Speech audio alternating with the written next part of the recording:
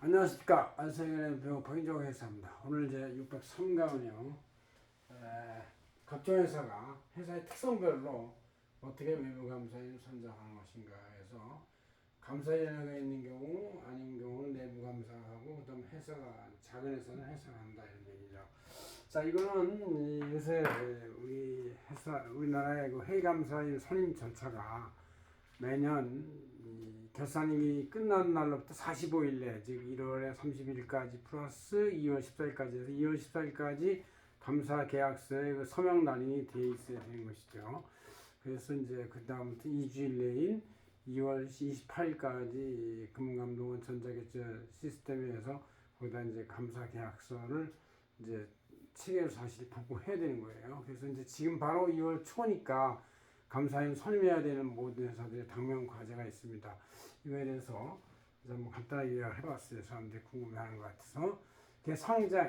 구분은 이제 상장회사하고 대형 비상장회사, 일반 주식회사, 일반 유한회사 이 네 가지로 구분을 볼 수 있는데 전부 다 이제 감사위원회가 있으면 감사위원회가 선임하고 아니면 내부 감사가 선임한다. 회사의 오너나 대주주 집단인 이런 실제 경영주들은 선임할 수 있는 법적 권한을 갖고 있지 않기 때문에 그냥 가만히 구경하면서 관찰하고 있어야 한다. 이런 뜻이 되는 것이죠.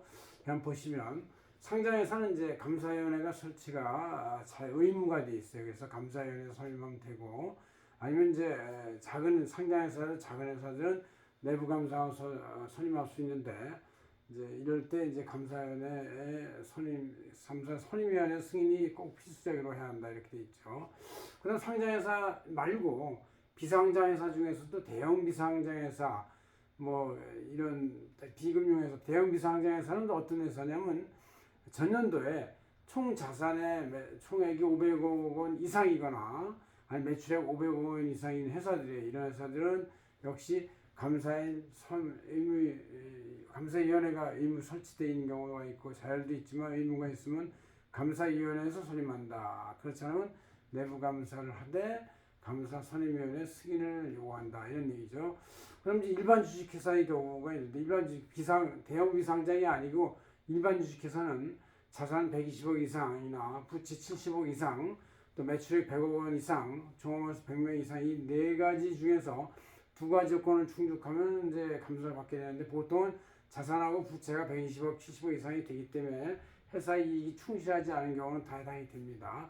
이럴 때 이제 감사위 선임위원회를 잘 구성할 수가 있어요. 그래서 감사위 선임위원회 잘 구성하면 거기서 하는데 그렇지 않으면 내부 감사가 선임하면 된다. 그렇게 되어 있습니다.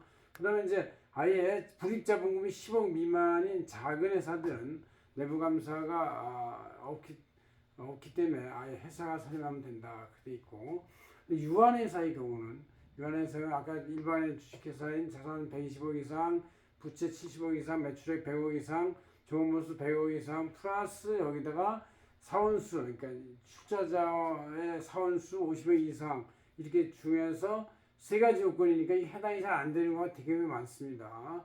그래서 이런 경우는 이제 요건이 까다로워가지고 유한회사가 감사를 받는 경우는 많지 않은데 그래도 이렇게 5가지 요건 중 3가지 요건을 충족하면 되는 것이죠.